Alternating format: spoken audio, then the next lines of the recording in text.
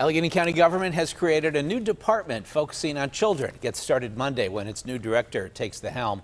Kristine Sorensen reports it's hoping to fill disparities that exist in many parts of the county, as a study released last week pointed out. The study from the Allegheny County Department of Human Services found that children from low-income families who grew up in well-off neighborhoods ended up earning twice as much as children from disadvantaged neighborhoods. This department aims to close that gap and give all kids an opportunity to succeed.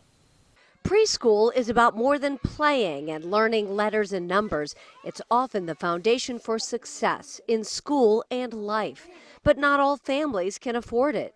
Is the goal to try and get all kids to be able to go to preschool, even if they can't afford it? Yes. And my goal is that when kids get to kindergarten, that they are ready to learn.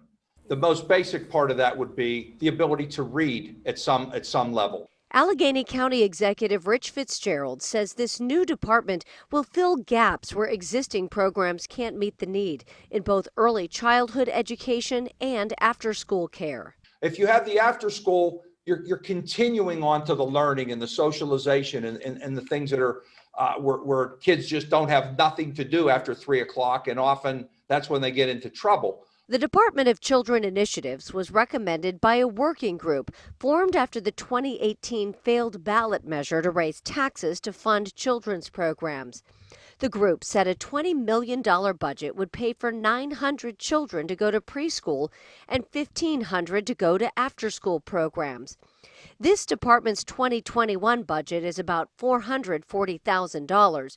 But Fitzgerald says the director will work to secure additional money from foundations, corporations, and government, as well as possible short-term funding from the recent CARES Act and American Rescue Plan. Fitzgerald says investing in kids pays off years later. And it's a heck of a lot more expensive to incarcerate people and put them through that system than if they're out there working to, improving their community, benefiting their employers, paying taxes. Fitzgerald says he hopes this investment will begin to close the economic and racial gaps that exist in Allegheny County. He also hopes that with more kids in preschool and after-school care, more parents can work to continue to improve the lives of their families.